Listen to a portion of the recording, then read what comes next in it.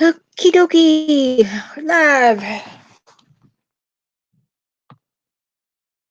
Set stuff up now. Invite. See if anyone wants to. My server wants to come.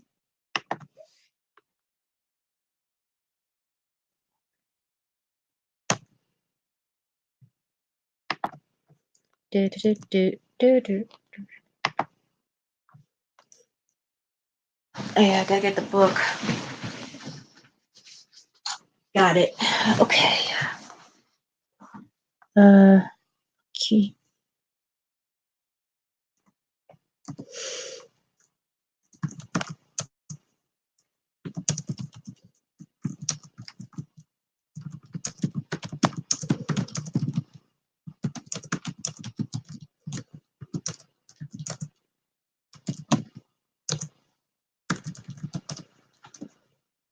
In stream call. Yeah, I'm sending invite at my server right now. Got 5 spots open. Alrighty, and now to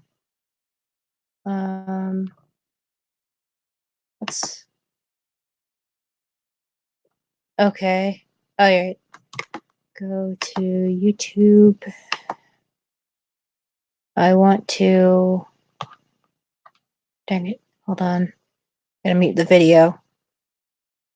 We probably won't be able to do that. Alright, I muted the video on my end. I wanna pin it on my Twitter before I start reading. I'll close the tab. Since I'm not listening to music right now. Yeah, I was listening to some music.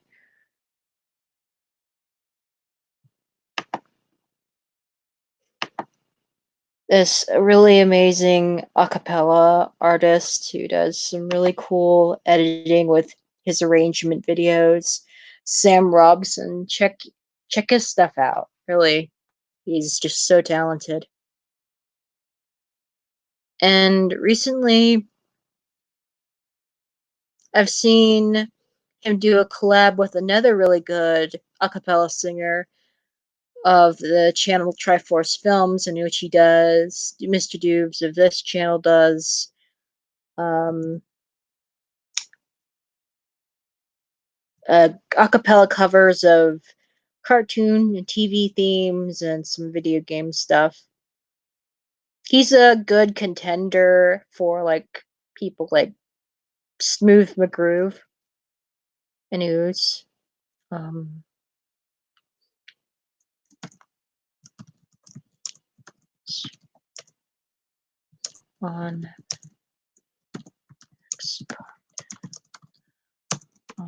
e-novel has started.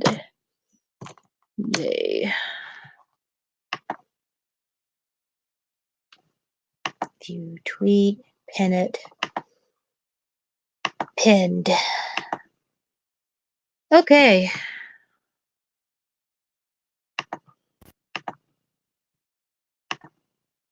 And so you got a Tech Helicopter Cat in here already. JC will probably be here in a minute.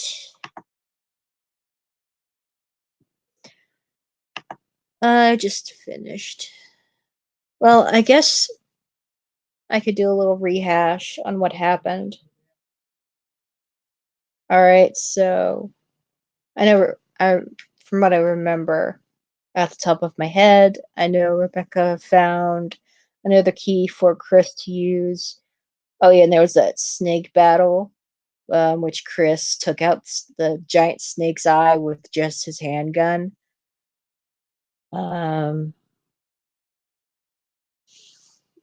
Barry has Jill suspicious and worried. Barry he feels so guilty around Chris, since he is helpless to help that traitor and psychopath sociopath. Um, Albert Wesker. No, he's probably sociopathic. Yeah, yeah. And yeah, since Albert's Wesker's working for Umbrella, and he recruited Barry's help, and he's blackmailing Barry. Yep, and yeah, some other stars members from the Bravo team, they're dead. Oh, and Brad Vickers, Chicken Heart Vickers, he tried to contact uh, members of his team. They sort of Rebecca and Chris sort of heard him by shortwave radio, and then he flew out of range. And that's basically a rough summary of what's been happening during the past 3 chapters. All right, I guess JC's gonna be late. I'm gonna go ahead and start. Hold on a sec. I just wanna. All right. I just wanted to navigate somewhere on Discord and on my server for a bit. Okay. Chapter 14.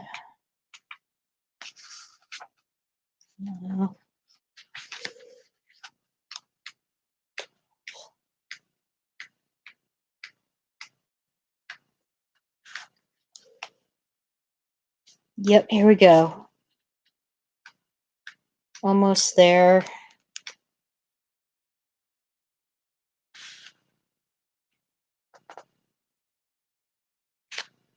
Okay. Here we go.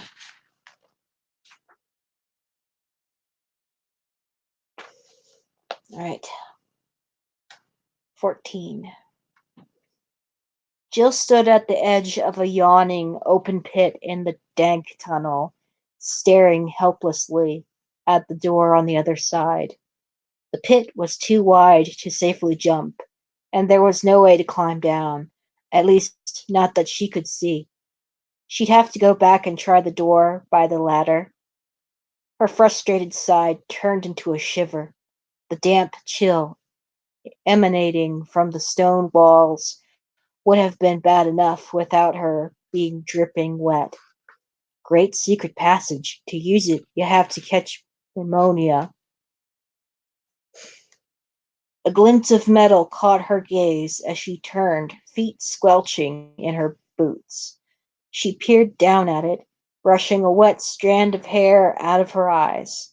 It was a small iron plate set into the stone, a six-sided hole about the size of a quarter at the center. She looked back at the door thoughtfully. Maybe it works a bridge or lowers stairs? It didn't matter, since she didn't have whatever tool it required, as it was good as a dead end. Besides, it was unlikely that whoever she'd seen walking through the waterfall had managed to get across. Jill walked back through the twisting passage toward the entrance to the tunnel, still in awe of what she'd found behind the curtain of water. It appeared that there was a whole network of tunnels running beneath the estate. The walls were rough and uneven, chunks of sandy limestone protruding at odd angles, but the sheer amount of work that had gone into creating the underground path was mind-boggling. She reached the metal door next to the ladder, having to make a conscious effort not to let her teeth chatter as a cold draft swept down from the courtyard above. The sound of the waterfall was strangely muted. The steady, echoing rhythm of water dripping to the rock floor was much louder, giving the tunnels a somewhat medieval feel. She pulled the door open and froze, feeling a rush of mixed emotions as Barry Burton whirled around to face her, revolver in hand. Surprise one. Barry? He quickly lowered his weapon, looking as shocked as she felt, and just about as wet, too. His t-shirt clung to his broad shoulders, his short hair plastered to his skull. Jill, how did you get down here? Same way you did, apparently. But how did you know? He held up his hand, shushing her. Listen. They stood in tense silence, Jill looking up and down the stone corridor and failing to hear whatever Barry had heard. There were metal there were metal doors at either end, cast in shadow by the dim utility lights overhead. I thought I heard something, he said finally. Voices. Before she could ask any questions, he turned and faced her, smiling uneasily. Look, I'm sorry I didn't wait for you, but I heard somebody walking out in the garden and had to take a look. I found this place by accident, kind of tripped and fell in. Anyway, I'm glad you're here. Let's check around, see what we can dig up. Jill nodded, but decided to keep a close eye on Barry for a while. Maybe she was paranoid, but in spite of his words, he didn't seem all that happy to see her. Watch and wait, her mind whispered. For now, there was nothing else she could do. Barry led them toward the door on the right, holding his Colt up. He pulled the handle, revealing another gloomy tunnel. A few steps in to the right was another metal door, and across from it, the passage veered sharply into almost complete darkness. Barry motioned at the door, and Jill nodded. He pushed it open, and the two of them moved into another silent corridor. Jill sighed inwardly as she studied the bare, rocky walls, wishing that she had a piece of chalk with her. The tunnel they were in now looked pretty much like all the rest of them, turning left up ahead. She already felt lost and hoped that there weren't too many more twists and turns. Hello? Who's there? Deep, familiar voice shouted from somewhere ahead of them, the words echoing through the passage. Enrico? Jill called out. Jill, is that you? Excited, Jill ran the last few steps to the corner and around, Barry right behind her. The Bravo team leader was still alive, had somehow ended up down here. Uh, Jill rounded the next corner and saw him sitting against the wall, the tunnel widening out and ending in a shadowy alcove. Hello, Stechek the Fox. Uh, Reading another chapter of the Resident Evil novel, so enjoy. Um, okay, Jill rounded the next corner and saw him sitting against the wall, the tunnel widening out and ending in a shadowy alcove. Hold it! Stop right there! She froze, staring at the Beretta he had pointed at her. He was injured, blood seeping from his leg and puddling on the floor. Are you with anyone, Jill? His dark eyes were narrowed with suspicion, the back bore of his semi-automatic unwavering. Barry's here, too. Enrico, what happens? What's this about? As Barry stepped out from behind the corner, Enrico stared at them both for a long moment, his gaze darting back and forth nervously. Then he sagged, lowering his gun as he fell back against the stones. Barry and Jill hurried over, crouching down next to the wounded Bravo. I'm sorry, he reeked. I had to make sure. It was as though defending himself had taken his last bit of strength. Jill took his hand gently, alarmed at how pale he was. Blood oozed from his thigh, his pants soaked with it. This whole thing was a setup, he breathed, turning his watering gaze toward her. I got lost. I climbed the fence, saw the tunnels, found the paper. Umbrella knew all along. Barry looked stricken, his face almost as white as Enrico's. Hang on, Rico. We'll get you out of here. You just have to lie still. Enrico shook his head, still looking at Jill. There's a traitor in the stars, he whispered. He told me. Bam! Bam! Enrico's body jumped as two holes suddenly appeared in his chest, blood pulsing out of them in violent spurts. Through the resounding echo of the shots, running steps clattered away down the corridor behind them. Barry launched to his feet and sprinted around the corner as Jill helplessly squeezed Enrico's twitching hand, her heart pounding and sick. He slumped over, dead before he touched the cold stone floor. Her mind flooded with questions as Barry's pursuing footsteps faded away, silence settling once again over the deep shadows. What paper had the Bravo found? When Enrico had said traitor, she immediately thought of Barry, acting so strangely, but he'd been right beside her when the shots had been fired. So who did this? Who was Trent talking about? Who did Enrico see? Feeling lost and alone, Jill held his cooling hand and waited for Barry to come back. Rebecca was going through an old trunk pushed against one wall of the room they'd entered, shuffling through stacks of papers and frowning while Chris checked out the rest of the room. A single rumpled cot, a desk, a towering ancient bookshelf were the only other pieces of furniture.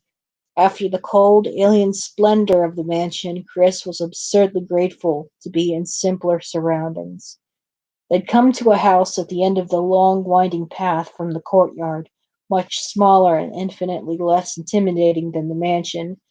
The hall they'd stepped into was plain, undecorated wood, as were two small bedrooms they discovered just off the silent corridor. Chris figured they'd found a bunkhouse for some of the mansion's employees. He had noticed the thick, unmarked dust in the hallway on their way with a sinking resignation, realizing that none of the other stars had made it out of the main house. With no way for him and Rebecca to get back, all they could do was try to find the back door and go for help. Chris didn't like it, but there weren't any other options. After a brief perusal perusal of the shelves, Chris walked to the battered wooden desk and pulled at the top of the drawer. It was locked. He bent down and felt along the bottom of the drawer, grinning as his fingers touched a thick piece of tape. Don't people ever watch movies? The key's always stuck under the drawer. He peeled the tape away and came up with a tiny silver key. Still grinning, he unlocked the drawer and pulled it open. There was a deck of playing cards, a few pens and pencils, gum wrappers, a crumpled pack of cigarettes, junk mostly, the kind of stuff that always seemed to accumulate in desk drawers. Bingo! Chris picked up the key ring by its leather tag, pleased with himself. If finding the exit was this easy, they'd be on their way back to Raccoon in no time. Looks like we just got a break, he said softly, holding up the keys.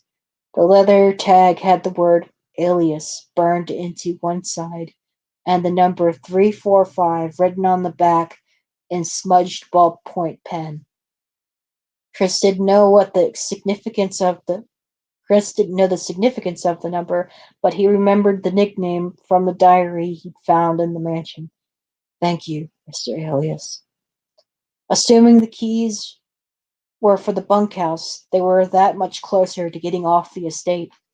Rebecca was still sitting by the trunk, surrounded by papers, envelopes, even a few grainy photos that she'd pulled out. She seemed totally absorbed in whatever she was reading, and when Chris walked over to join her, she looked up at him with eyes clouded by worry. You find something? Rebecca held up a piece of paper she was reading. A couple of things. Listen to this. 4 days since the accident, and the plant at Point 42 is still growing and mutating at an incredible rate. She skipped ahead, skimming the page with one finger as she spoke. It calls this thing Plants 42 and says its root is in the basement, here. Shortly after the accident, one of the infected members of the research team became violent and broke the water tank in the basement, flooding the entire section. We think that some trace chemicals used in the T-virus tests contaminated the water and contributed to Plant 42's radical mutations. A number of shoots have already been traced to different parts of the building, but the main plant now hangs from the ceiling in the large conference room on the first floor. We've determined that Plant 42 has become sensitive to movement and is now carnivorous. In close proximity to humans, it uses tentacular prehensile vines to entrap its prey, while leech-like adaptations latch onto exposed skin and draw fatal quantities of blood. Several members of the staff have already fallen victim to this.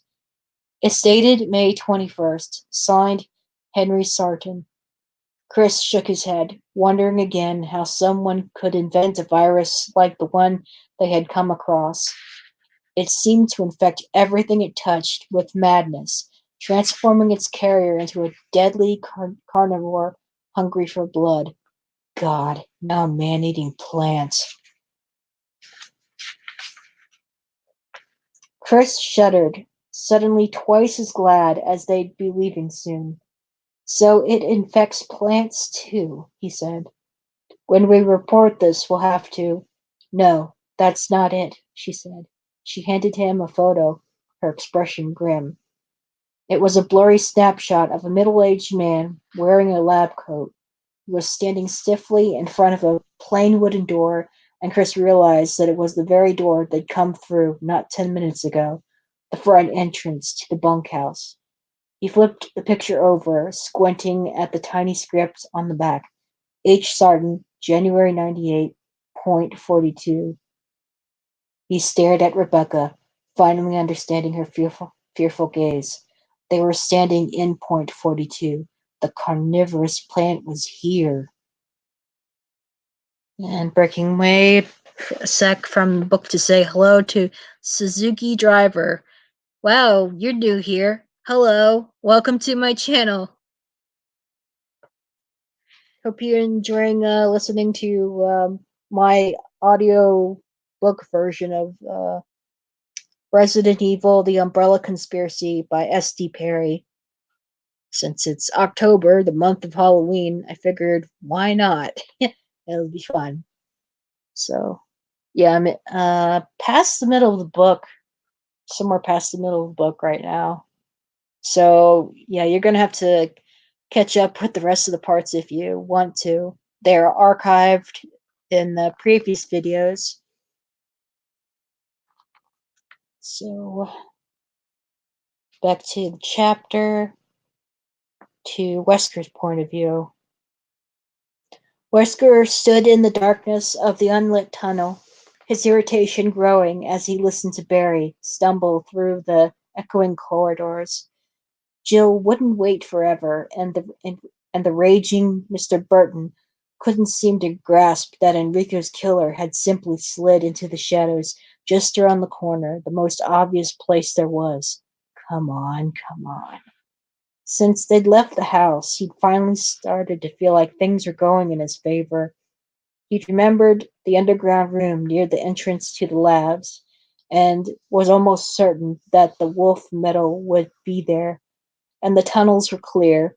He had expected the 121s to be out, but apparently no one had messed with the passage mechanism since the accident. Had split up to search for the lever that worked the passages, and it had been in plain sight, propped up next to the very mechanism that it controlled. Everything would have been perfect, except goddamn Enrico Marini had wandered along, happening across a very important paper that Wesker had accidentally dropped.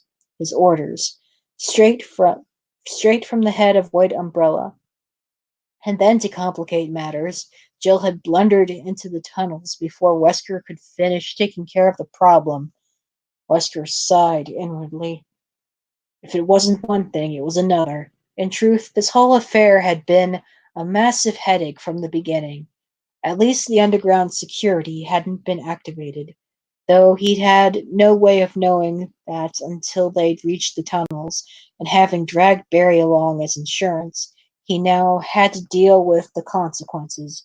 If the money wasn't so good, he grinned. Who was he kidding? The money was great. After what felt like years, Barry huffed into the dark room, blindly waving his revolver around. Wesker tensed, waiting for him to walk past the generator's alcove. This part could be tricky. Barry and Enrico had been close.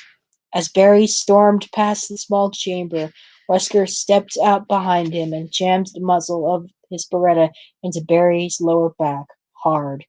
At the same time, he started talking, low and fast. I know you want to kill me, Barry, but I want you to think about what you're doing. I die, your family dies, and right now it looks like Jill may have to die too, but you can stop it. You can put a stop to all the killing. Barry had stopped moving as soon as the gun touched him, but Wesker could hear the barely contained rage in his voice, the pure, driving hatred. You killed Enrico, he snarled. Wesker pushed the gun deeper into his back. Yes, but I didn't want to. Enrico found some information he shouldn't have. He knew too much.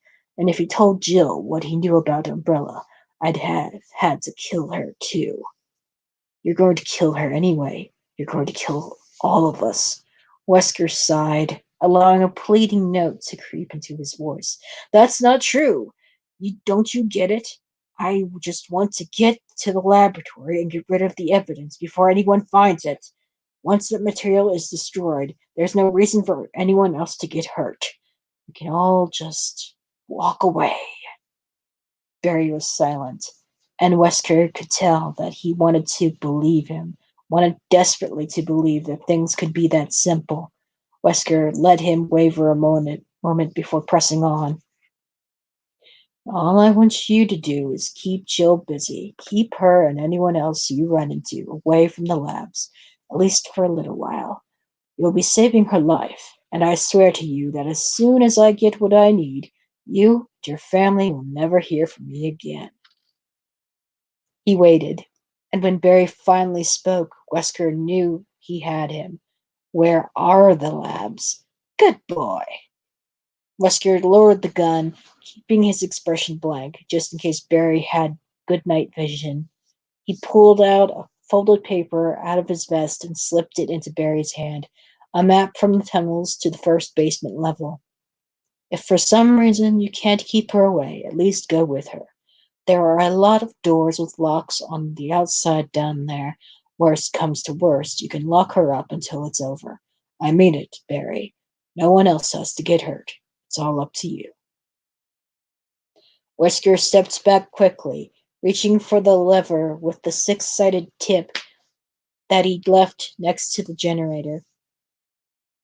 He watched Barry for a few seconds longer, saw the sag in the big man's shoulders, the submissive hang of his head. Satisfied, Wesker turned and walked out of the room. On the very slight chance that any of the stars made it to the lab, Mr. Burton would ensure that there wouldn't be any more trouble. He hurried back through the entrance tunnel, silently congratulating himself on getting things back under control as he headed toward the first passage mechanism. He'd have to move fast from here on out. There were a few things he'd neglected to mention to Barry, like the experimental security detachment that would be released into the tunnels once he turned that lever for the first time.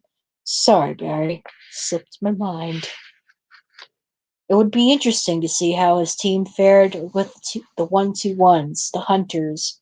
Watching the stars pit their strength and agility against the creatures would be quite a show, and sadly, one that he'd have to miss. It was too bad, really. The hunters had been caged for a long time. They'd be very, very hungry. Ugh, Wesker. Such a bastard. Okay. Let's see. What's what's going on? Oh, just yeah, just a couple of notifications and a couple other servers on Discord. I thought it was something from me. All right. Okay. Yep. So it's really getting exciting now. I'm gonna go straight to chapter 15. Barry had been gone for too long. Jill had no idea how extensive the tunnels were, but from what she'd seen, they all looked alike. Barry could be lost, trying to find his way back, or he could have found the murderer and without any backup, he might not come back at all. In any case, staying put wasn't going to help anything. She stood up, taking a last look at the Bravo's pale face and silently wishing him peace before walking away. What did he find out that got him killed? Who was it? Enrico had finally managed to get out that the traitor was a he, but that didn't exactly narrow things down, except for herself and the rookie. The raccoon stars were all male. She could rule out Chris, since he'd been convinced from the start that there was something weird going on, and now Barry, who'd been with her since Marini died. Brad Vickers simply wasn't the type to do anything dangerous, and Joseph and Kenneth were dead, which leaves Richard Aiken, Forrest Speyer, and Albert Wesker. None of them seemed likely, but she had to at least consider the possibility. Enrica was dead, and she no longer doubted that Umbrella had one of the stars in their pocket. When she got to the door, she quickly leaned down and tightened her damp bootlaces, preparing herself. Whoever had shot the Bravo could have just as easily taken her and Barry out, and since he hadn't, she could only figure out that he didn't want to kill anyone else and wouldn't be looking for more targets. Assuming that he was still in the underground system, she'd have to be as quiet as possible if she wanted to find him. The tunnels were perfect sound conductors, amplifying even the tiniest sound. She eased open the metal door, listening, and then edged out into the dim tunnel, staying close to the wall. Okay, staying close to the. Yeah. In front of her, the corridor was unlit. She opted to head back the way she'd come instead. The darkness was a perfect spot for an ambush. She didn't want to find out she was wrong about the killer's intentions by taking a bullet. A low, grinding rumble reverberated through the heavy stone walls, a sound like something big moving. Jill instinctively used the sound as cover, taking several sliding steps forward and reaching the next metal door just as the rumbling stopped. She slipped back out into the tunnel where she'd run into Barry, gently closing the door behind her. What the hell was that? It sounded like an entire wall moving. She shuddered, remembering the descending ceiling of the room in the house. Maybe the tunnels were rigged too. She needed to watch every step. The idea of being crunched to death by some bizarre mechanism underground, like the one next to that pit with a hexagonal hole. She nodded slowly, deciding that she needed to go take another look at those doors she couldn't get to before. Maybe the killer had the tool it required, and the noise she'd heard had come from him operating it. She could be wrong, but there was no harm in checking. At least I won't get lost. She reached for the door that would lead her back and stopped, her head cocked to catch the strange sound coming from the tunnel behind her. It was a rusty hinge? Some kind of bird, maybe? It was loud, whatever it was. Thump, thump, thump. A sound she knew. Footsteps headed in her direction, and it was either Barry or someone built like him. They were heavy, plodding, but too far apart, too deliberate. Get out of here, now! Jill grabbed at the metal hatch and ran into the next tunnel, no longer caring how much noise she made. Although she sometimes misread them, her instincts were never wrong, and they were telling her that whoever or whatever was making that sound, she didn't want to be there when it showed up. She took several running steps down the stone corridor, away from the ladder that led back to the courtyard, and then forced herself to slow down, taking a deep breath. She couldn't just go sprinting ahead either. There were other dangers than the one she'd left behind. Behind her, the door opened. Jill turned, raising her Beretta, and stared in horror at the thing standing there. It was huge, shaped like a man, But the resemblance stopped there. Naked but sexless, its entire muscular body was covered with a pebbled amphibious skin, shaded a dark green. It was hunched over so that its impossibly long arms almost touched the floor. Both its hands and feet tipped with thick, brutal claws. Tiny, light-colored eyes peered out at her from a flat reptilian skull. It turned its strange gaze toward her, dropped its wide hinged jaw, and let out a tremendous high pitched screech like nothing she'd ever heard before, the sound echoing around her, filling her with mortal terror. Jill fired 3 shots that smacked into the creature's chest and sent it reeling backwards. It stumbled, fell against the tunnel wall, and with another terrible shriek it sprang at her, pushing off the stones with powerful legs, its claws outstretched and grasping. She fired again and again as it flew toward her, the bullets tearing into its puckered flesh, ribbons of dark blood coiling away, and it landed in a heaving crouch only a few feet in front of her, screaming, as one massive arm snaking out to swipe at her legs. A musky, moldy animal smell washed over her, a smell like dark places and feral rage. Jesus, why won't it die? She Jill trained the Beretta on the back of its skull and emptied the clip. Even as the green flesh splattered away and bones splintered, she continued to fire, hot slugs ripping into the pulpy, pinkish mass of its brain. Click, click, click. No more bullets. She lowered the weapon, her entire body shaking. It was over. The creature was dead, but it had taken almost an entire clip. 15 9mm rounds, the last 7 or 8 at close range. Still staring at the falling monster, she ejected the empty magazine and loaded a fresh clip before holstering the Beretta. She reached back and unstrapped the Remington, taking comfort in the solid, balanced weight of the shotgun. What the hell were you people working out on? What the hell were you people working on out here? It seemed that Umbrella researchers had invented more than just a virus, something just as deadly, but with claws, and there could be more of them. She'd never had a more horrifying thought. Holding the Remington close, Jill turned and ran.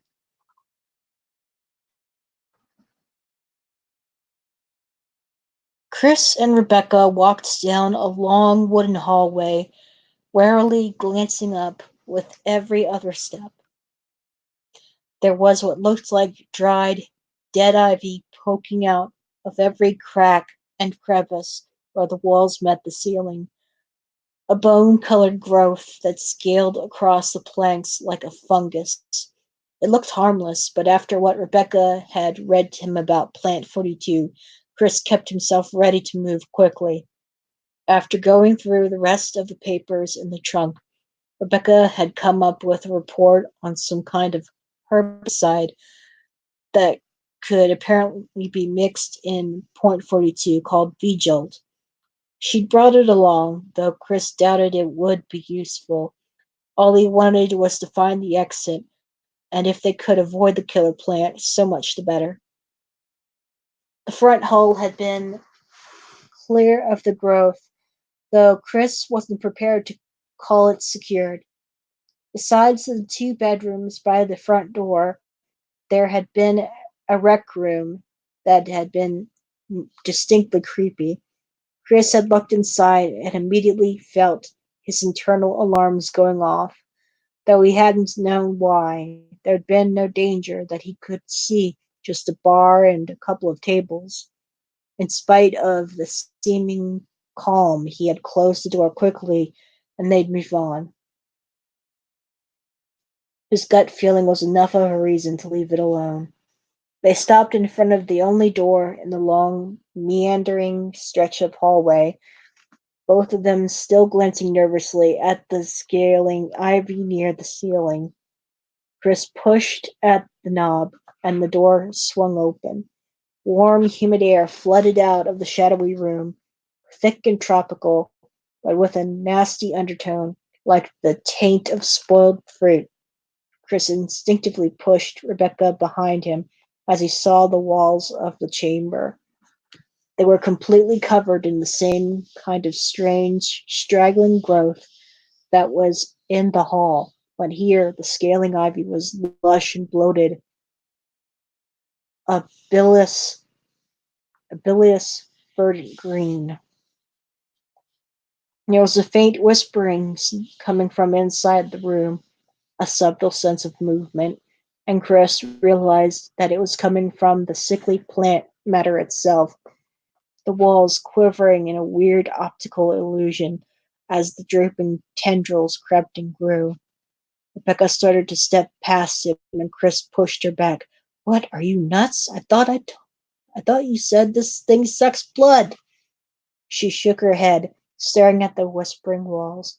That's not Plant 42, at least not the part the report talked about. Plant 42 is going to be a lot bigger and a lot more mobile. I never did much with phytobiology, but according to that study, we'll be looking for an angiosperm with Malta foliage. She smiled a quick, nervous smile. Sorry. Think great big plant bulb with 10 to 20-foot vines waving around it. Chris grimaced. Great. Thanks for putting my mind at rest. They edged into a large room, careful not to walk too closely to the hissing walls. There were three doors besides the one they came through, one directly across from the entrance, and the other two facing each other to their left, where the room opened up. Chris led them toward the door opposite the entrance, figuring it as the most likely to lead out of the bunkhouse. The door was unlocked, and Chris started to push it open. Bam! The door slammed shut, causing them both to jump back, weapons raised. A series of heavy, sliding thumps followed, like someone on the other side was kicking at the walls, except the sounds were everywhere, above and below the door's sturdy frame, beating against every corner of the sealed room. Lots of vines, you said? Chris asked. Rebecca nodded. I think we just found Plant 42. They listened for a moment, Chris thinking about the kind of strength and weight it would take to slam the door so solidly. No kidding. Bigger and more mobile. And maybe blocking the only exit to this place. Terrific. They backed away, turning into the open area and looking at the other two doors. The one on the right had the number 002 above it. Chris fished out the keys he found and flipped through them, finding one with the matching number. He unlocked the door and stepped inside. Rebecca behind him. There was a smaller door to the left that opened to a bathroom, quiet and dusty. The room itself was another bedroom, a bunk, a desk, a couple of shelves, nothing of interest. There was another series of dull thumps from behind the far wall, and they quickly moved back into the humid whispering room, Chris fighting a growing certainty that they were going to have to deal with the plant if they wanted to get out. Not necessarily. There could still be another way. The way things had been going so far, he didn't think so. From the shuffling zombies lurking in the main house, to the run through the courtyard, snakes dropping from the trees, every part of the Spencer estate seemed to be designed to keep them from leaving. Chris shook the negative thoughts aside as they approached the shadowy chamber's final door, but they came rushing back at the sight of the small green keypad next to the frame. He rattled the knob, but there was no give. It was another dead end. Security lock, he said, sighing. No way to get in without the code. Rebecca frowned down at the pattern of tiny red lights set above the numbered buttons. We could just try numbers until we run across the right combination. Chris shook his head. You know what our chances are of just stumbling across the right. He stopped, staring at her. then fumbled the key ring out of his pocket. Try 345, he said, watching eagerly as Rebecca dutifully punched the number. Come on, Mr. Elias, don't fail us now. The pattern of red lights flashed, then blinked out, one by one. As the last tiny light faded, there was a click from inside the door. Chris grinned, pushing the door open, and felt his hope dwindle as he glanced around the tiny room. Dusty shelves filled with tiny glass bottles and a rust-stained sink. Rust-stained sink. That's a tongue twister for you there. Okay. Not the exit he'd expected. No, that would have been too easy. God knows we can't have that. Rebecca walked quickly to one of the shelves and looked over the glass bottles, mumbling to herself. Hyoscyalamine anhydride, dieldrin. She turned back to him, grinning widely.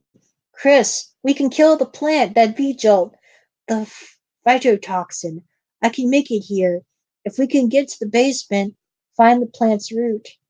Chris smiled back. Then we can destroy it without having to fight the damn thing. Rebecca, you're brilliant. How long do you need? 10, 15 minutes? You got it. Stay here. I'll be back as soon as I can. Rebecca was already pulling down bottles as Chris closed the door and jogged back toward the corridor, past the whispering walls of shadowy green. They were going to beat this place. Once they got out, Umbrella was going down hard.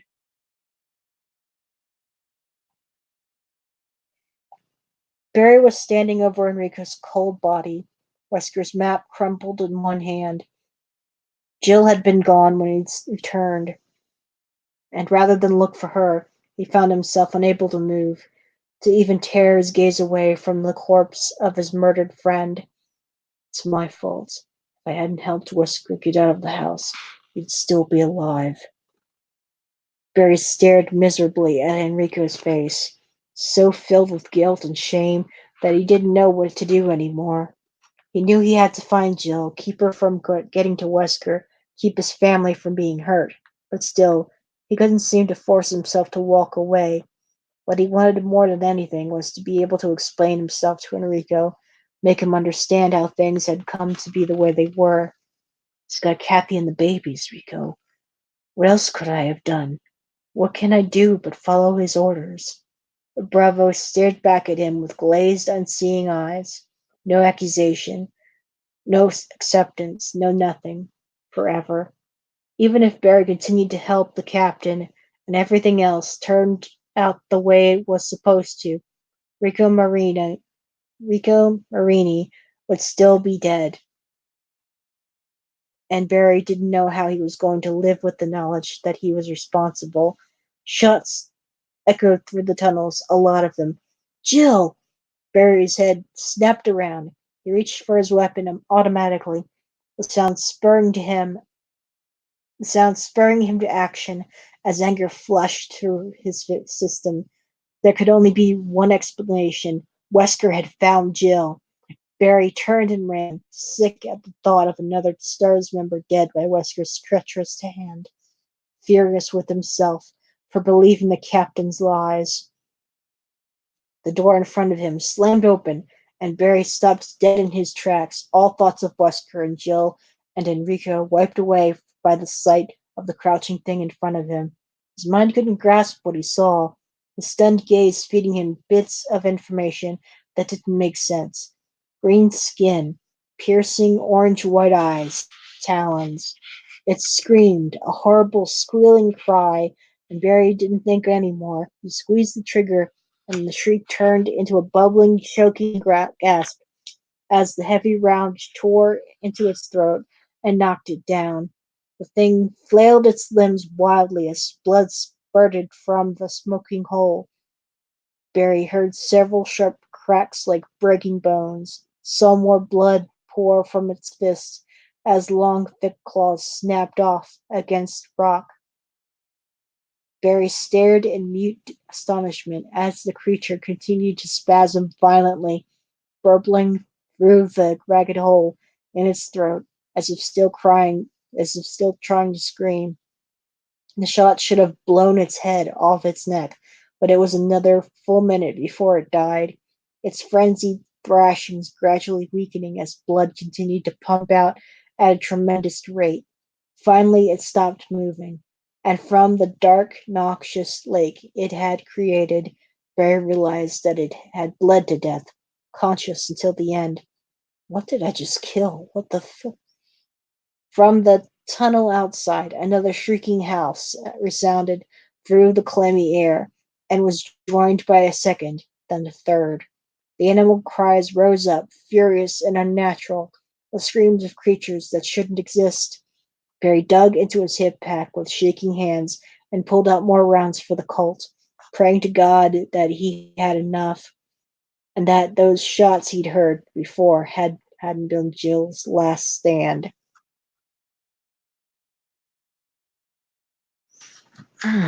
Golly. Okay. Uh, I think why no one's watching right now is probably um, I think I think it's Cool Capitalist Kids broadcast. I'm gonna check real quick. Nope, nobody in the voice channels. Okay.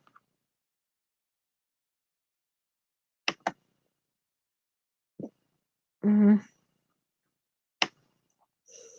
maybe it was like a different thing. Oh, it's a new video. I see. Okay, just a new video.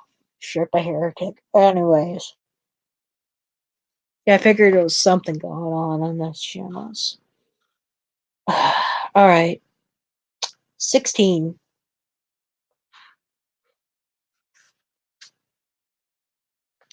It could have once been a spider if spiders ever got to be the size of cattle. From the thick layer of white web that covered the room, floor to ceiling, it couldn't have been anything else. Jill stared down at the curled, bristling legs of the abomination, her skin crawling. The creature that had attacked her by the courtyard entrance had been terrifying, so alien that she hadn't been able to relate it to anything. Spiders, on the other hand, she already hated them, hated their dark, bristling bodies and skittering legs. This one had been the mother of all of them, even dead it frightened her. Hasn't been dead long, though. She forced herself to look at the slick puddles of greenish ichor that dripped from the holes in its rounded, hairy body. It had been shot several times, and from the noxious ooze that seeped from the wounds, she guessed that it had been alive and crawling not 20 minutes ago, maybe less. She shuddered and stepped away from the double metal doors that led out of the web chamber. Yep, stepped away toward the double metal doors. Yep. Whispering streams of the sticky stuff clung to her boots, making it a struggle to move. She took careful, deliberate steps, determined not to fall. The thought of being covered in spiderweb, having it clinging to her entire body, she shuddered again, swallowing thickly. Think about something else, anything. At least she knew she was on the right track, and close behind whoever had triggered the tunnel mechanism. Neat trick, that. When she'd reached the area where the pit had been, she thought that maybe she'd gotten lost after all. The gaping hole had been gone, smooth stone in its place. Looking up, she'd seen the ragged edges of the pits suspended overhead. The entire center section of the tunnel had been flipped over, turned like a giant wheel by some miracle of engineering. The doors had led to another straight, empty tunnel. A giant boulder stood at one end, Past that, the room she was about to leave, Jill grabbed the handle of one of the doors and pushed it open, stumbling out into yet another gloomy passage. She leaned back against the door and breathed deeply, barely resisting the urge to brush wildly at her clothes. I can blow away zombies and monsters with the best of them. Show me a, show me a spider and I lose my freaking mind. The short, empty tunnel that ran left and right. The short, empty tunnel that ran left to right in front of her, a door at either end, but the door to her left was set into the same wall as the one she just exited, leading back toward the courtyard. Jill opted for one on the right, hoping that her sense of direction was still intact. The metal door creaked open, and she stepped in, feeling the change in the air immediately. The tunnel split in front of her. To the right, a thickening of shadow where the rock walls opened into another corridor. But to her left was a small elevator shaft like the ones in the courtyard. A warm, delicious wind swept down and over her, the sweet air like a forgotten dream. Jill grinned and started for the shaft. Seeing that the lift's platform had been taken up, chances were good that she was still on the trail of Enrico's killer. But maybe not. Maybe he went the other way and you're about to lose him. Jill hesitated, gazing wistfully at the small shaft, and then turned around, sighing. She had to at least take a look. She walked into the stone corridor that stretched in front of her, the temperature immediately dropping back to the now familiar unpleasant chill. The tunnel extended several feet to her right and dead-ended. To her left, a massive, rounded boulder, like the one she'd seen before, marked the other end, a good 100 feet away. And there was something small laying in front of it, something blue. Frowning, Jill walked toward the giant rock, trying to make out the blue object. Halfway down the dim tunnel was an offshoot to the left, and she recognized the metal plate next to it as the same kind of mechanism that had moved the pit. She stepped into the small offshoot, examining the worn stones at its opening. There was a door to her right, and Joe realized that the passage and room could be hidden by the way of the mechanism. The walls turned to block the entrance. Jeez, it must have taken them years to set all this up, and to think I was impressed with the house. She opened the door and looked inside. A mid-sized square room of rough stone, a statue bird on a pedestal, the only decoration. There was no other exit, and Jill felt a sudden rush of relief as the implications sank in. She could leave the underground tunnels. The killer had to have left already. Smiling, she stepped back out into the corridor and started toward the giant rock, still curious about the blue thing. As she got closer, she saw that it was a book, bound in blue dyed leather. It had been thrown carelessly against the base of the stone, laying face down and open. She slung the Remington across her back and crouched down to pick it up. It was a book box. Her father had told her about them, though she'd never actually seen one. There was a cutaway section of pages behind the cover where valuables could be hidden, though this one was empty. She flipped it closed, tracing the gold leaf letters of the title Eagle of East, Wolf of West, as she started back toward the elevator. Didn't sound like much of a thriller, though it was nicely bound. Snick. Jill froze as the stone beneath her left foot sank down a tiny bit, and she realized at the same instant that the entire tunnel gently sloped away from where she was standing. Oh no. Behind her, a deep thundering sound of rock grating against rock. Dropping the book, Jill sprinted for cover, arms and legs pumping as the rumbling grew louder, the tripped boulder picking up momentum. The dark opening of the offshoot seemed miles away. Won't make it, gonna die. She could almost feel the tons of stone bearing down upon her, wanted desperately to look, but knew that the split-second difference would kill her. In a final, desperate burst of speed, she dove for the opening, crashing to the floor and jerking her legs in as the massive rock rolled past, missing her by inches. Even as she drew in her next gasping breath, a boulder hit the end of the tunnel with an explosive, bone-jarring crunch that shook the underground passage. For a moment, it was all she could do to huddle against the cold floor and not throw up. When that passed, she slowly got to her feet and dusted herself off. The heels of her hands were abraded and both her knees bruised from the running dive, but compared to being smashed flat by a big rock, she thought she had definitely made the right choice. Jill unstrapped the Remington and headed for the elevator shaft, very much looking forward to leaving the underground behind and keeping her fingers crossed that whatever came next, it wouldn't be cold and that there wouldn't be any spiders. The basement was flooded, all right. Chris stood at the top of a short ramp that led to the basement doors, staring down at his own unsmiling face reflected off the shimmering water. It looked cold and deep.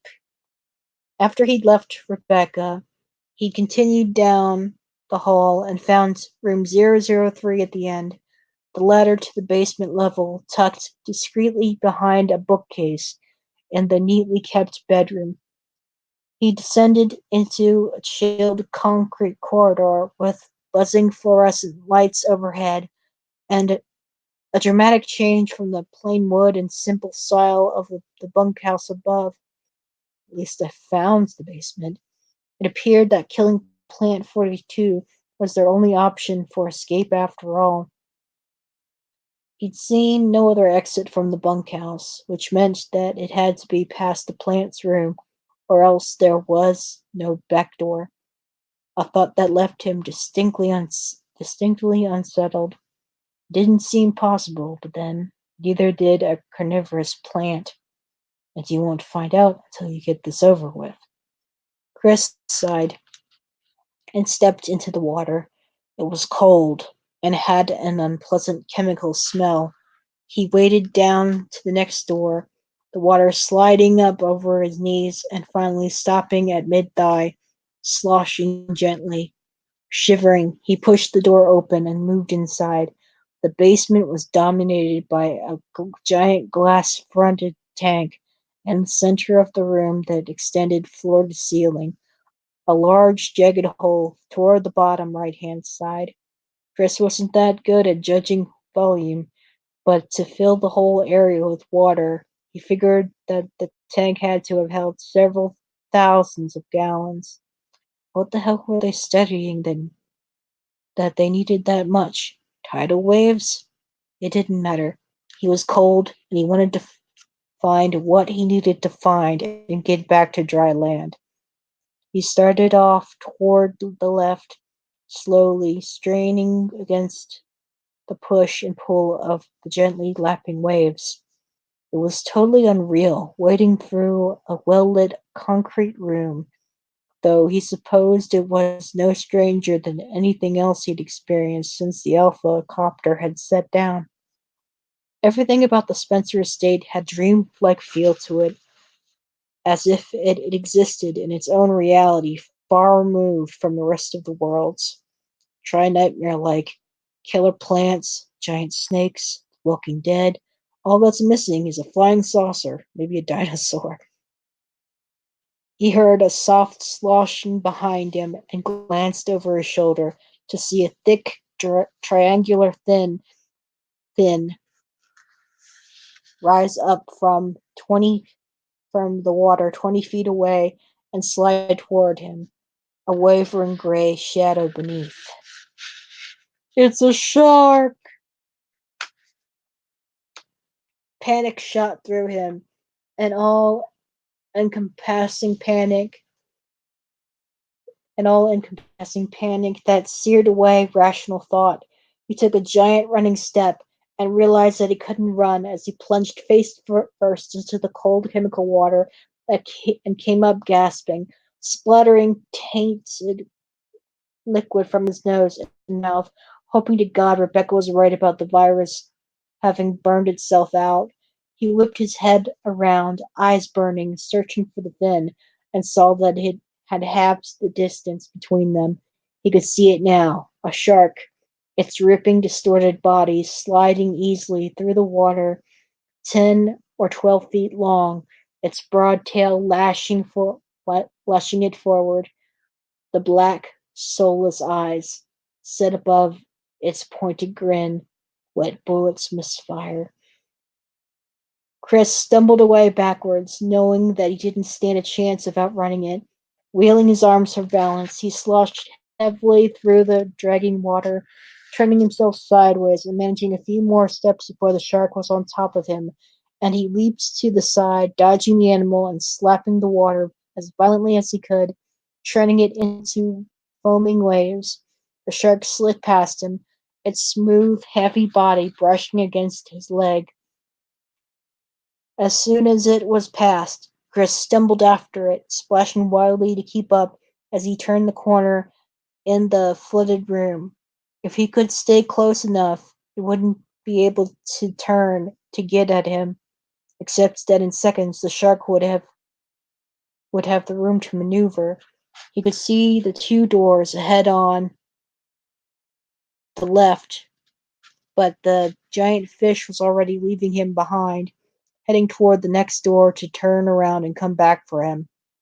Chris took a deep breath and plunged into the water, knowing it was crazy, but he didn't have a better chance.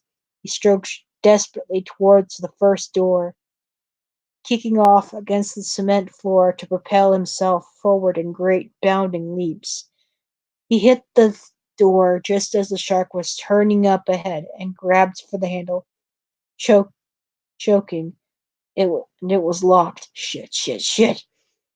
Chris jammed his hand into his wet vest and came up with Elias's keys, fumbling through them as the fin glided closer, the wide, pointed grin opening. He shoved a key into the lock, the last key on the ring that he hadn't found the room for, and slammed his shoulder against the door at the same time, the shark now only a few feet away. The door flew open and Chris stumbled in, falling and kicking frantically. His boot connected solidly with the shark's fleshy snout, deflecting it from the opening. In a flash, he was on his feet. He threw his weight into the door, and in a slap of water, it was closed. He sagged against the door, wiping at his stinging eyes with the back of his hand. The lapping water settled gently into smaller and smaller ripples as he caught his breath and his vision cleared, for now he was safe. He unholstered his Beretta and ejected the dripping magazine, wondering how the hell he was going to make it back upstairs. Looking around the small room, he saw nothing he could use as a weapon.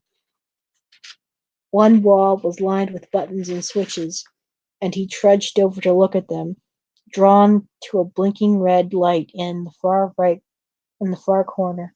Looks like I found a control room. Aces. Maybe I could turn off the lights and get the shark to go to sleep. There was a lever set next to the flashing light, and Chris stared down at the faded tape beneath it, feeling a numb disbelief as he read the printed letters. Emergency drainage system. You gotta be kidding me.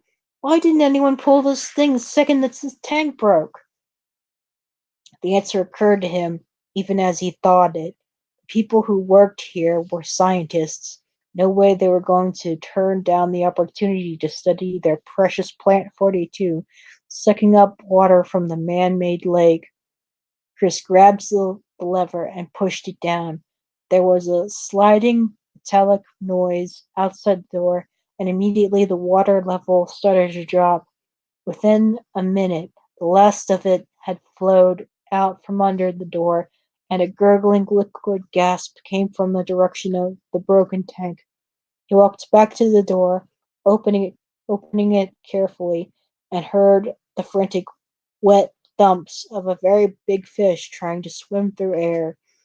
Chris grinned, thinking that he should probably feel pity for the helpless creature, and hoping instead that it died a long, agonizing death.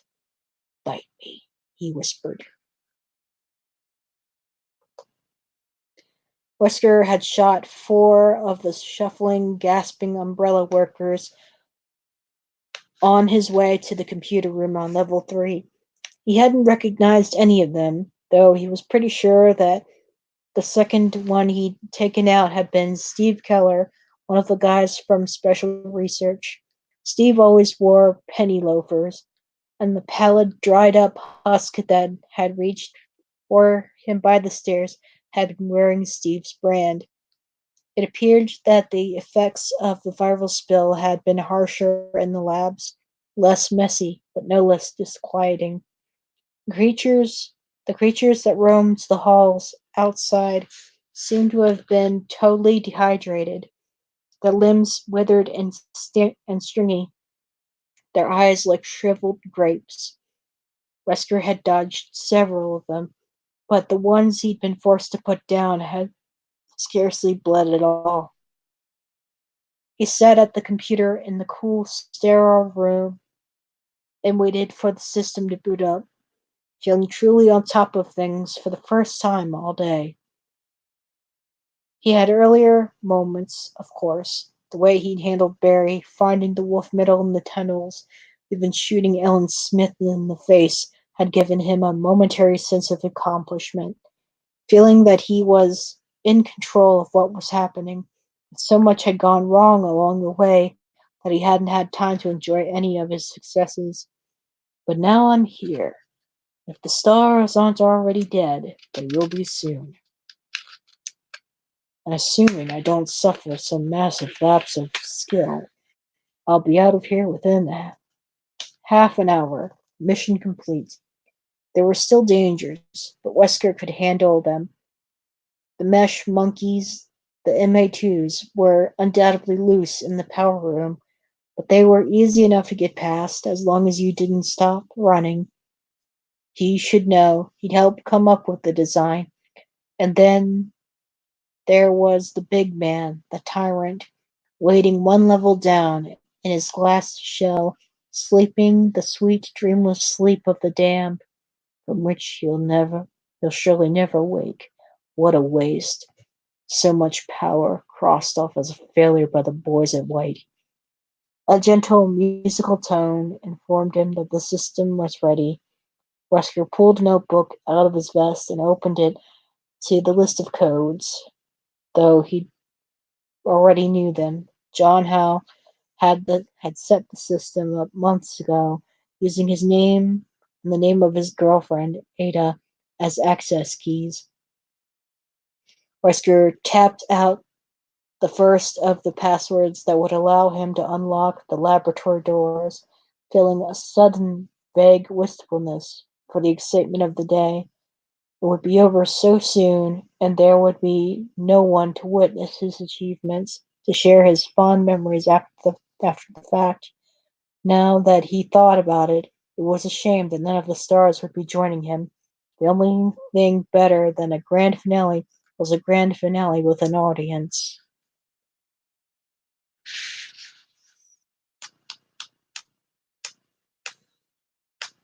Alright. I think I can do at least 1 or 2 more chapters. Let's see here. Got another Discord. Nothing important. Okay. Alright. Chapter 17. Wow, it's a shame that no one's joining me tonight. I guess I'm the only one, but I'm gonna keep at it anyway. because it's for those who want to catch up on what they missed. Okie dokie. 17. Jill had taken the elevator into what seemed to be another part of the garden or courtyard. Although the area had been isolated, surrounded by trees, she guessed as much from the few overgrown potted plants and the welcome sounds of the forest beyond the low metal railing. There had been nothing to see but a rusting door set into a nondescript, overgrown wall, welded shut, and a large open wall like a stone wading pool. Inside had been a short spiral staircase leading down to another elevator, which I took. But now where the hell am I? The room that the elevator had led to was unlike any other part of the estate she'd seen. It lacked the strange, fatigued charm of the mansion, or the dripping gloom of the underground. It was as though she walked out of a gothic horror story into a military complex, a utilitarian's bleak paradise. Utilitarians bleak paradise. I'm gonna pause a minute. I need tea. Oh, sec. Tea to drink.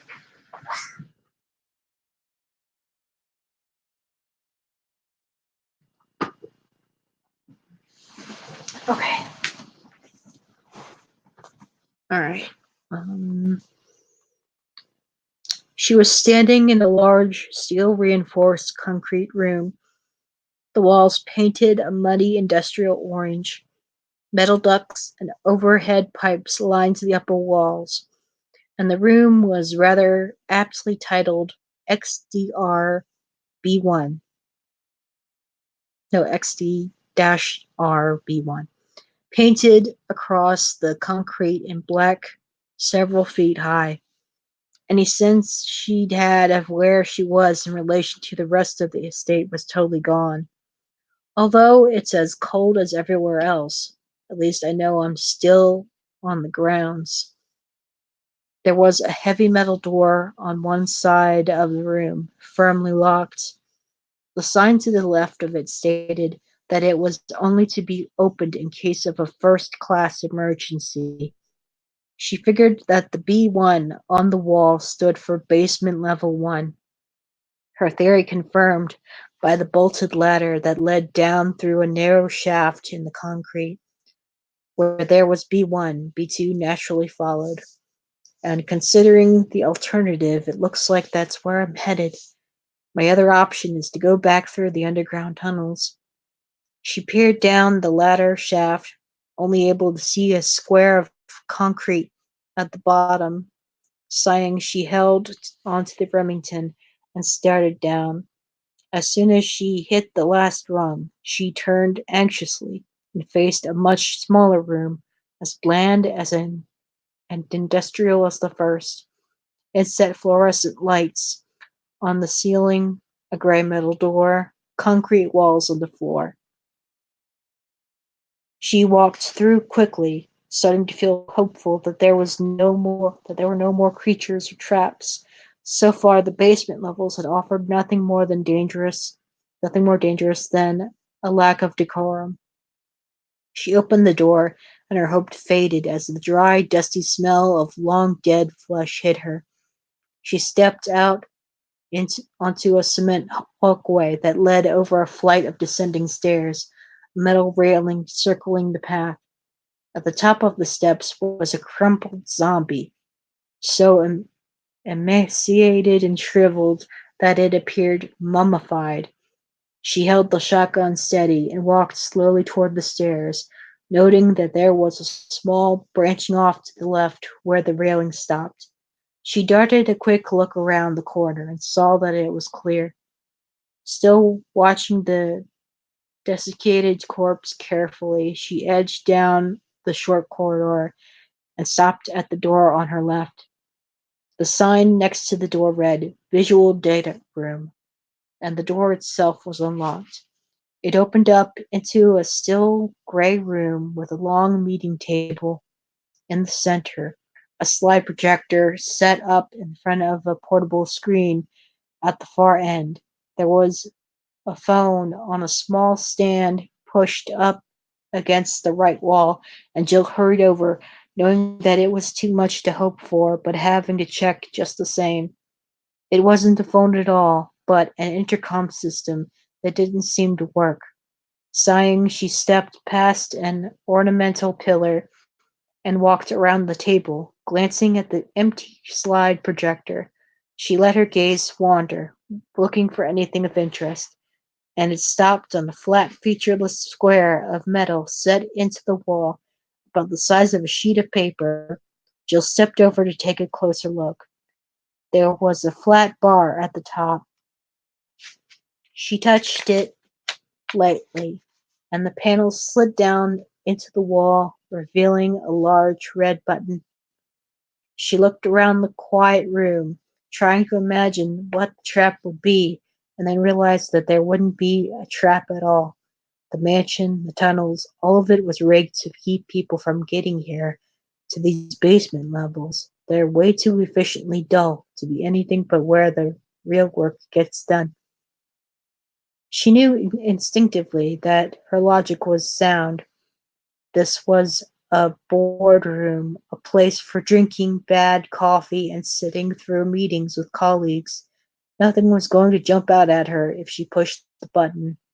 Jill pushed it, and behind her the ornamental pillar slid to one side with a smooth metallic hum. Behind the pillar were several shelves stacked with files and something that glittered in the soft gray light of the room. She hurried over and picked up a metal key, the top of it imprinted with a tiny lightning bolt. Slipping it into her pocket, she flipped through the few of the files. They were all stamped with the umbrella logo, and though most of them were too thick and ponderous to spend time sorting through, the title on one of the reports told her what she needed to know, what she'd already suspected. Umbrella, Bioweapons Report, Research and Development. Nodding slowly, Jill put the file back. She finally found the real research facilities, and she knew that the Star's trader would be somewhere in these rooms. She was going to have to be very careful. With a final glance around her, Jill decided to go see if she could find the lock that the key belonged to. It was time to place the last few pieces of the puzzle that Umbrella had set up, and that the Stars had sacrificed themselves trying to solve. The twisted, gnarled root of Plant 42 took up a large corner of the basement room, the bulk of it hanging down in slender, fleshy tendrils that almost touched the floor. A few of the tiny, worm-like threads squirmed blindly around each other, twisting slowly back and forth as if looking for the water supply that Chris had drained. God, that's disgusting, Rebecca said. Chris nodded in agreement. Besides the control room he escaped into, there had only been two other chambers in the basement. One of them had been stocked with boxes of cartridges for all kinds of weapons, and although most of them had been uselessly wet, he found most of the bo- he'd found most of a box of 9mm rounds on a high shelf, saving them both from running out of ammunition. The other room had been plain, containing only a wood table, a bench, and the massive creeping root of the carnivorous plants that lived upstairs. Yeah, Chris said, so what do we do with this? Rebecca held up the small bottle of purplish fluid and swirled it gently, still staring at the moving tendrils. Well, you stand back and don't breathe too deeply. This stuff's got a couple of toxins in it that neither of us want to be ingesting, and it'll turn gaseous once it hits the infected cells. Chris nodded. How will we know if it's working? Rebecca, Rebecca grinned. If the V-Jolt report is on the mark, we'll know. Watch. She uncapped the bottle and stepped closer to the twisted root, then upended the glass vial, dousing the snaky tendrils of with the watering fluid. Immediately, a billow of reddish smoke plumed up from the root as Rebecca emptied the glass bottle and stepped quickly away. There was a hissing, crackling sound like wet wood thrown atop a blazing fire, and within seconds the feebly twisting fibers started to break, pieces of them snapping off and flaking away. The knotted thickness at the center started to tighten and shrink, pulling into itself. Chris watched in amazement as the giant, terrible root suddenly shriveled up into a dripping ball of mush no bigger than a child's ball and hung there, dead. The entire process had taken about 15 seconds. Rebecca nodded toward the door, and both of them stepped out into the drying basement, Chris shaking his head. God, what'd you put in there? Trust me, you don't want to know. You ready to get out of here? Chris grinned. Let's do it. They both jogged toward the basement doors, hurrying out into the cold corridor and back towards the ladder that led upstairs. Chris was already going over escape plans for when they'd left the bunkhouse. It really would depend on where the exit led. If they ended up in the woods, he was thinking that they should head toward the closest road and light a fire, then wait for help to come. Though maybe we'll get lucky, run across a damn parking lot for this place. We can hotwire a car and drive out and get Irons to do something useful for a change, like call in reinforcements.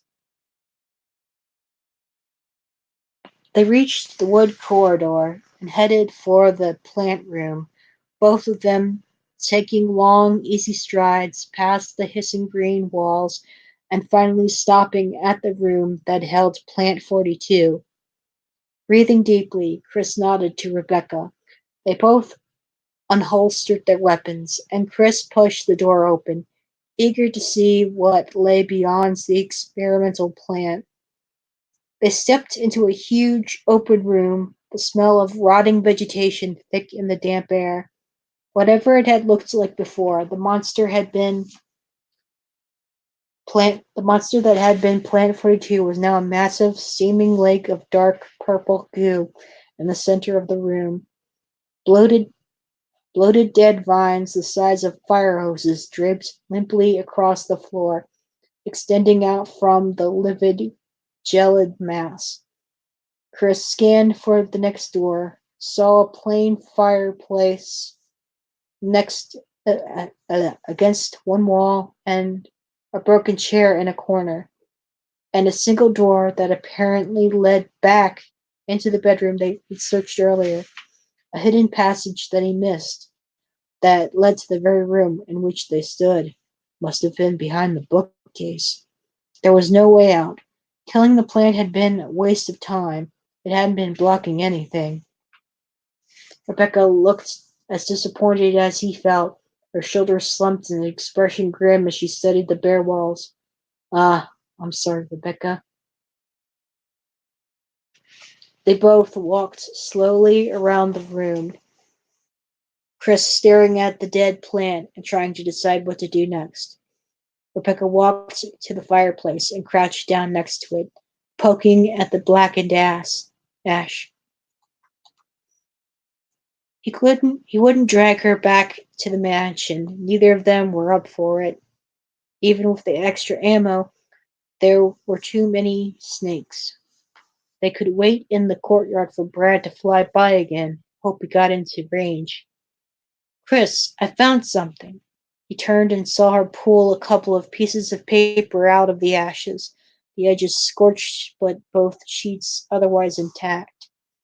He walked across the room and leaned down to read over her shoulder and felt his heart start pounding as the first word sank in. Security protocols. Basement level 1. Heliport. For executive use only.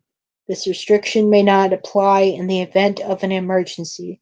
Unauthorized persons entering the heliport will be shot on sight. Elevator. The elevator stops during emergencies. Basement Level 2, Visual Data Room.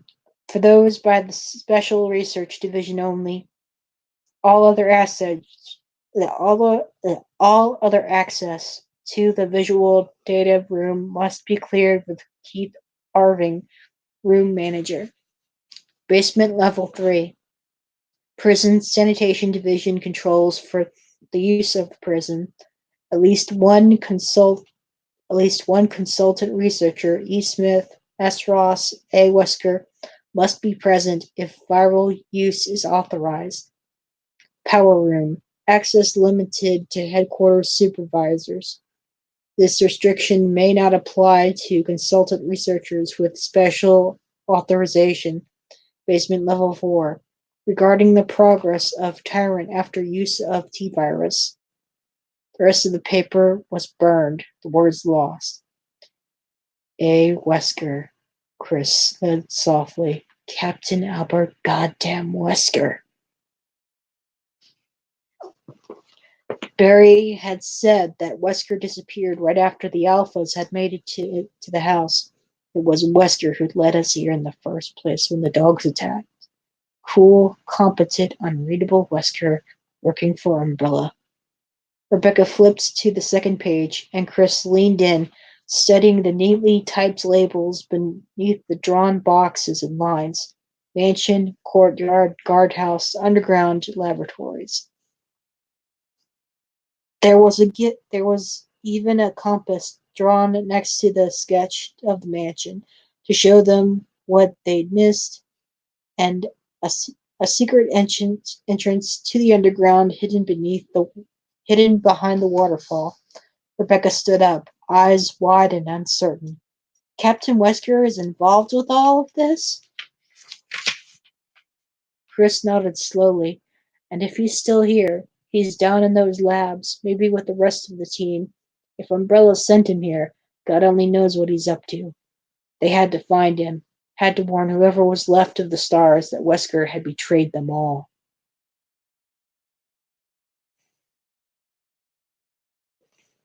Everything was done.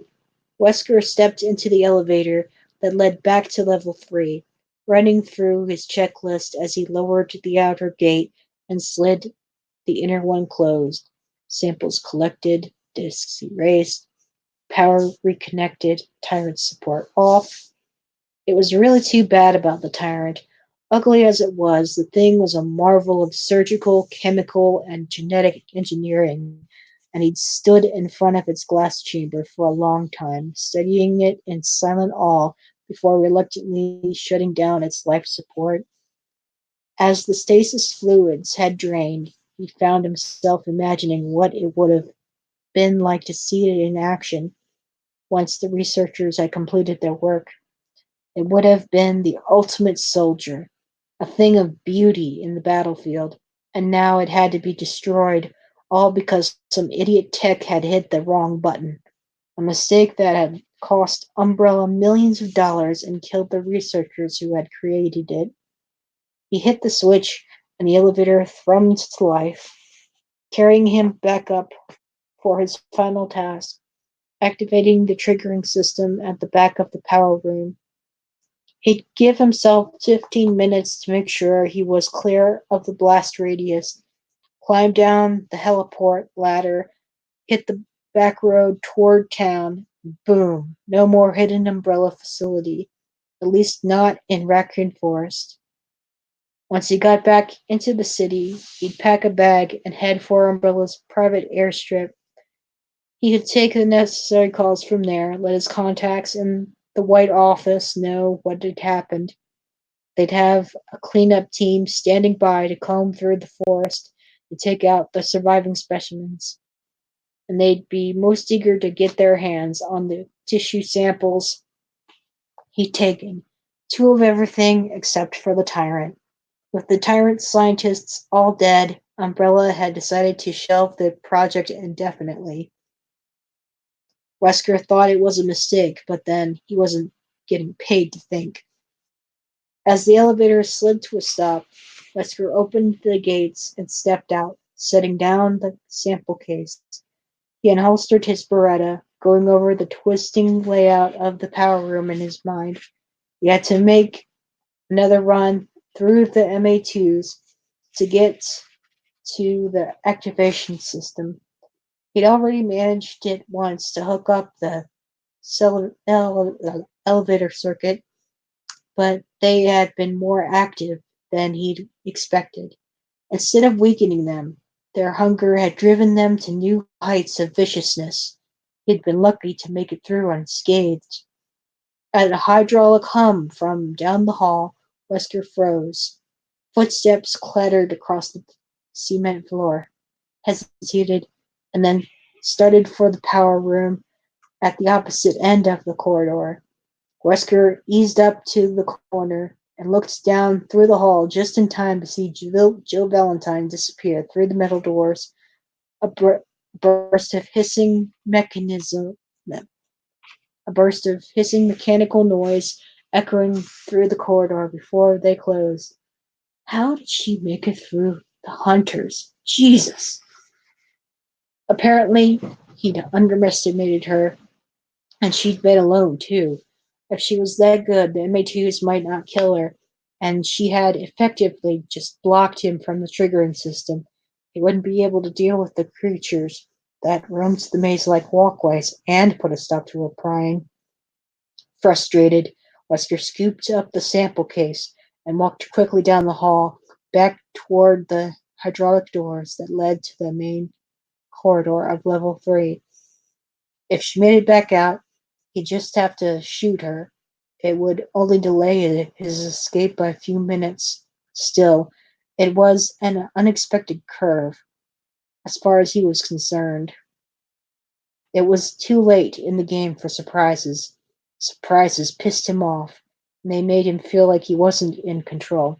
I am in control.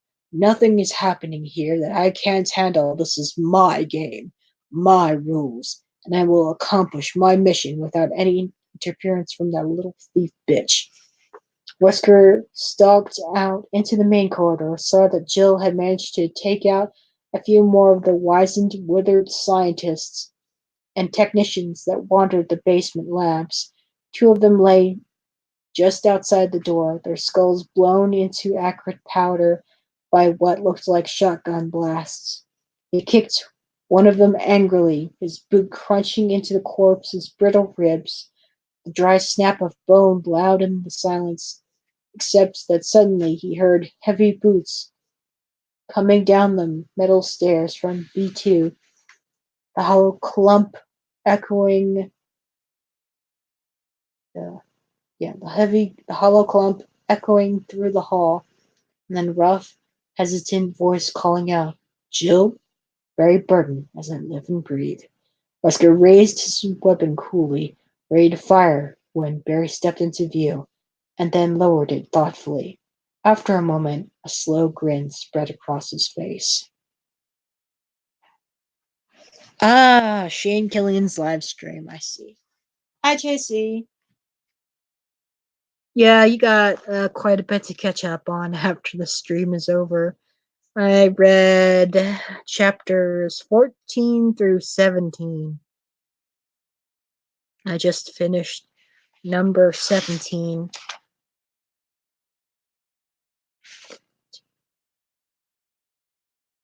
Yep, 18. I got time. Alright, so I guess I'll summarize a bit for you on what happened. Just a little teeny bit. Well, let's see. There was a giant man-eating plant that Chris and Rebecca both teamed together to take out. It was the boulder that was rolling after Jill, and she dodged it. It wasn't Chris. Wesker is in the labs. He made it to the labs, and he made sure he gave Barry orders to keep Jill away from the labs. Yeah, Plant 42.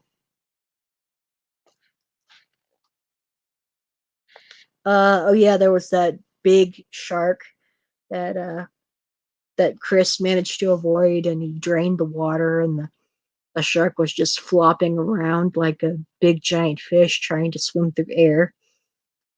And what else? Oh, Enrico Marini. Jill and Barry found him, and Enrico had been shot. They didn't see who the shooter was, but I'm pretty sure it was Wesker. Yeah, so that's basically all the gist of the important stuff. All right, 18. Okay. Any details, by the way, you just have to catch up on. Jill eased into the steaming, hissing room, a thick smell of grease in the heated air. It was some kind of a boiler room, and a big one. Heavy, thrumming machinery filled the large chamber, surrounded by winding catwalks. Massive turbines spun and pounded, generating power in a steady whine as hidden ducts spat out steam at short intervals. She moved slowly into the poorly lit chamber, peering down one of the railed walkways into the fluctuating shadows cast by the towering generators. From where she was, she could see that the place was a labyrinth of paths, twining around the giant blocks of noisy machinery, the source of the estate's power. That explains how they managed to keep it a secret for so long. They had their own little city out here, totally autonomous. Probably had their food shipped in, too. She turned down the narrow walk to her right, watching uneasily for any more of the strange pale zombies that she'd seen in the corridors of B3.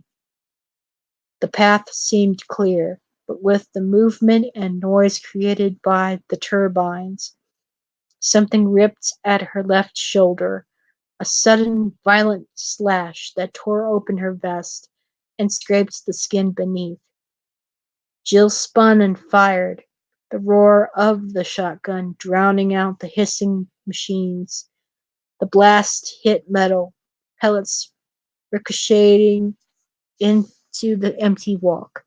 There was nothing behind her, where a lunging blade-like claw sliced the air in front of her face, swooping down from above.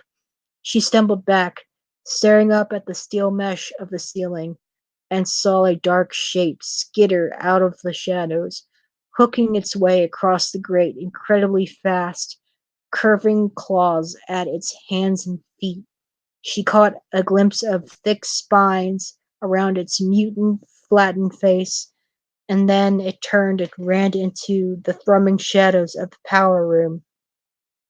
There was a door at the end of the walk, and Jill sprinted toward it, heart racing, the pounding whine of the generators thundering in her ears. She was 5 feet from the door when she saw the moving shadow position itself in front of her. She raised the shotgun and leaned back. More of them. There were two of the creatures overhead, squat, terrible things with vicious, curving hooks instead of hands. Oh yeah, the hunters. Yeah, there's the hunters that appeared also, so that Wesker let loose. So I think right now she's facing two more hunters. One of them drops down suddenly, hanging by clawed feet to swipe at with its bladed arm.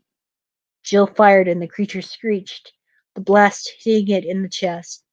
It fell from the ceiling with a clatter, thick blood oozing out of the ragged wound.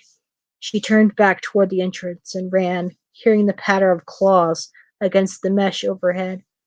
Oh, that's not the hunters, it's the MA2s. Another, because this next description here.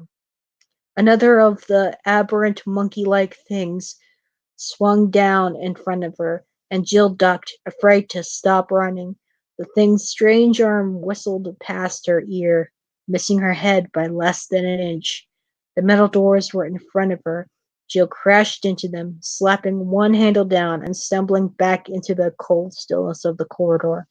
The door closed on the furious shrill cry of one of the monsters, rising high over the sounds of the working machines.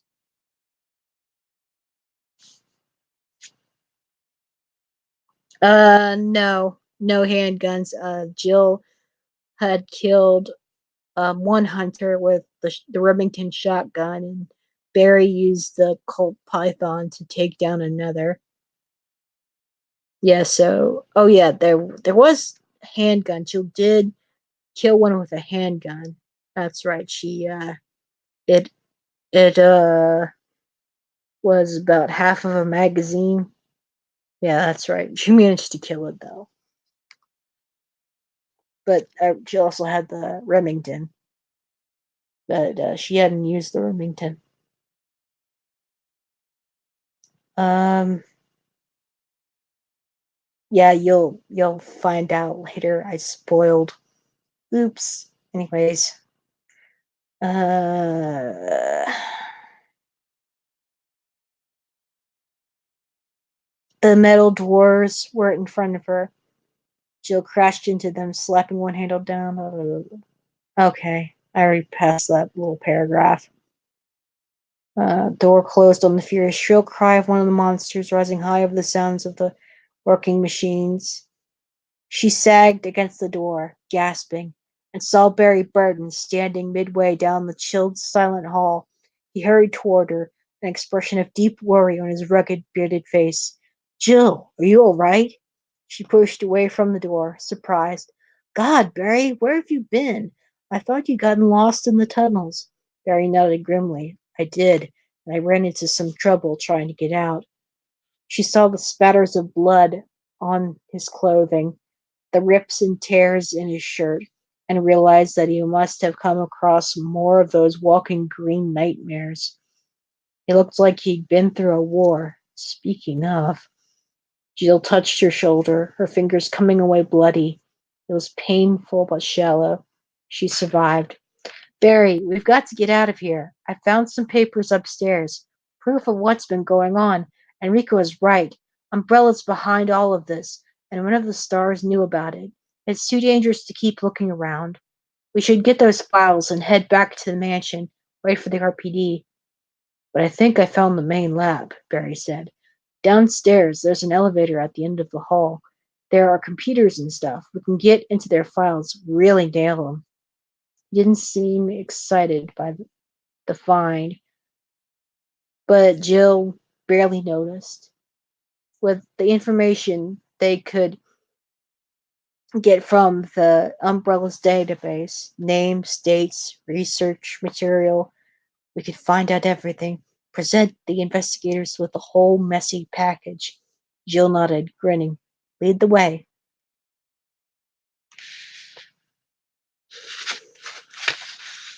The tunnels had been a cold, miserable maze, but the map had led them through quickly.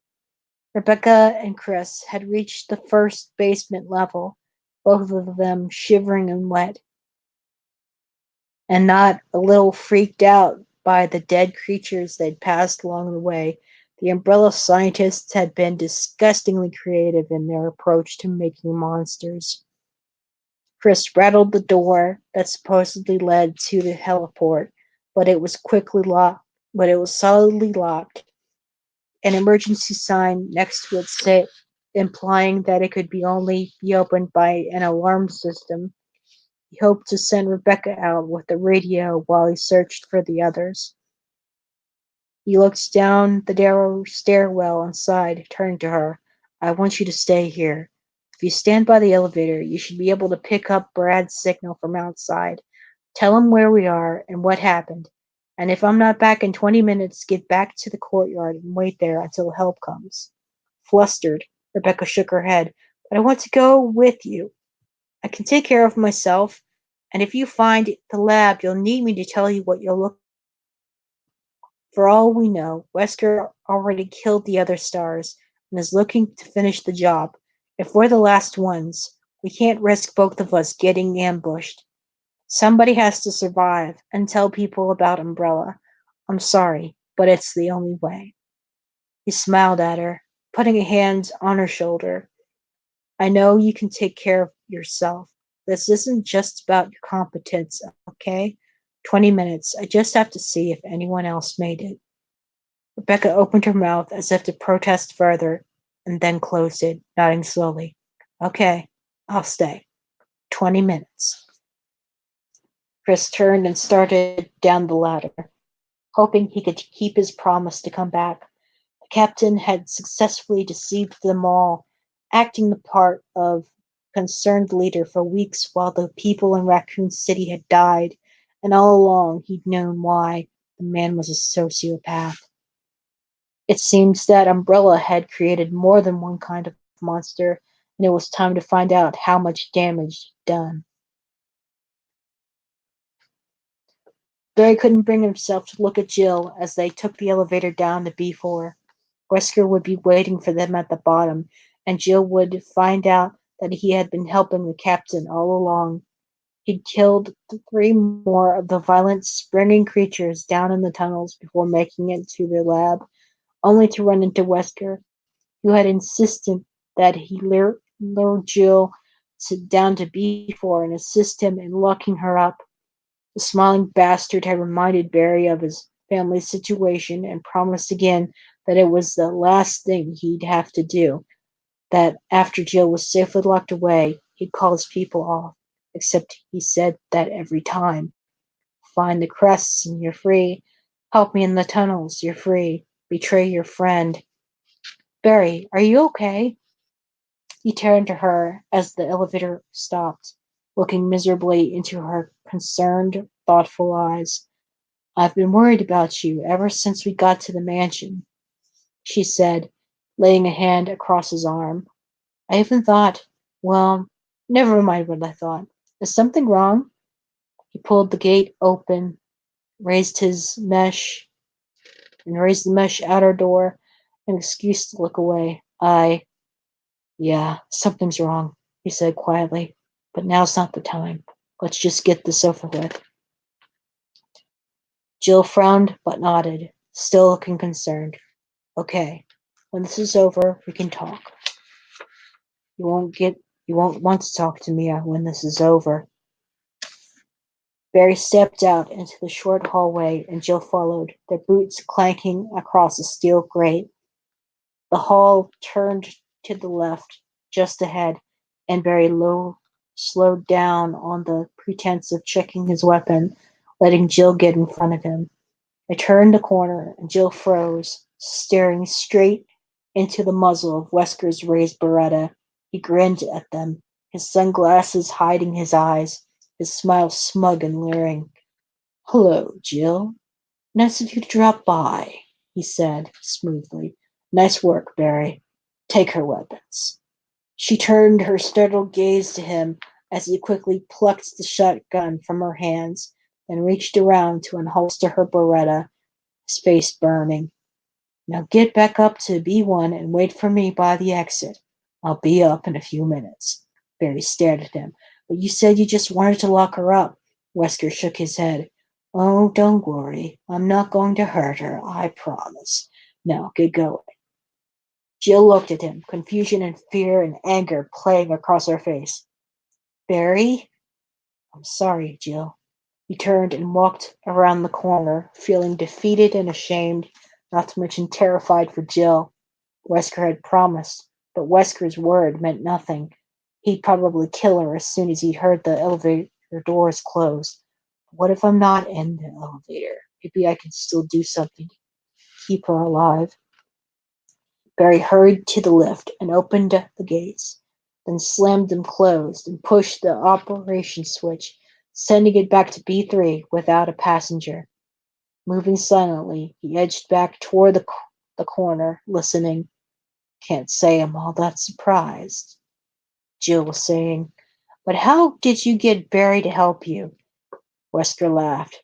Oh, Barry's got some trouble at home. I told him that Umbrella has a team watching his house, waiting to kill his precious family. He was only too happy to help. Barry clenched his fists, his jaw tight.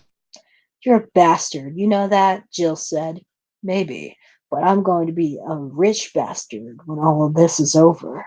Umbrella is paying me a lot of money to clean up their little problem and to get rid of a few of you goddamn snooping stars in the process. Why would Umbrella want to destroy the stars? Jill asked. Oh, not all of them. They've got big plans for some of us, at least those of us that want to make a profit. It's you sniveling do-gooders they don't want. The red, white, and blue, apple pie, all that happy bullshit. The way Redfield's been running around, mouthing off about conspiracies. You think Umbrella didn't notice? It has to stop here. This whole place was rigged to blow up just in case of an accident, and the tyrant virus escaping qualifies. Once you are all dead and this facility is destroyed, no one will be able to get to the truth. Son of a bitch is going to kill all of us. But enough about Umbrella. I had you brought down here for a little experiment of my own. I want to see how our most agile team member stands up against the miracle of modern science. If you'll just step through that door. Barry flattened himself against the wall as Wesker stepped back, part of his shoulder coming into view. He put his hand on his Colt and drew it out slowly. I can't believe that you're doing this, Jill said. Selling out to protect a bunch of unethical corporate blackmailers. Blackmailers? Oh, you mean Barry. Umbrella wouldn't bother with blackmail. They can afford to buy people just as easily. I made all that up to get him on board. Barry slammed the butt of his Colt into Wesker's skull as hard as he could, dropping him like a ton of bricks.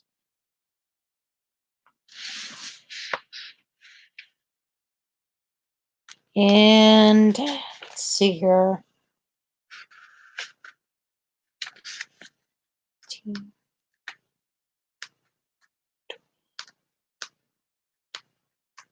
21. Okay. Well, I think I better stop here. Okay, yeah. It's getting down to it. The final confrontation against Wesker, and it's not that long before finishing up the book. So the conclusion and ending to the novel will happen on Saturday night.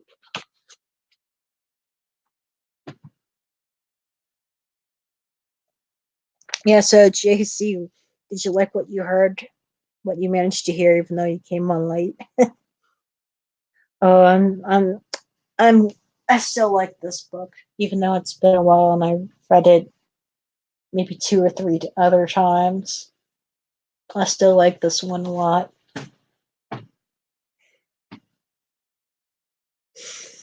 So that's all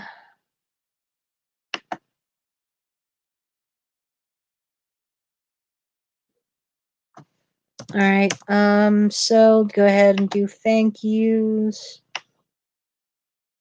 All right. Thank you to Attack Helicopter Cat, Stashuk the Fox, Suzuki Driver, and JC Armitage for coming by. Stay tuned for the finale of The Umbrella Conspiracy this Saturday. It'll be great. See you then. Good night.